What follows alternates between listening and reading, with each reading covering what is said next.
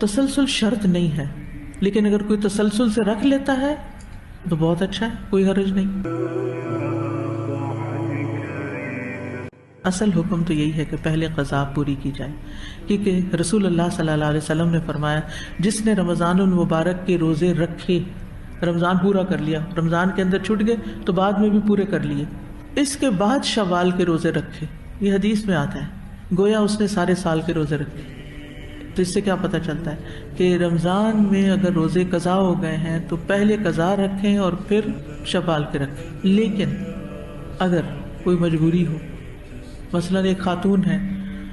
اس نے شوال کے رکھنے ہیں، اس نے قضا بھی رکھنے ہیں، اس کو پھر پیریڈز بھی آ جانے، اس کے پاس کتنی آپشن باقی رہ جاتی،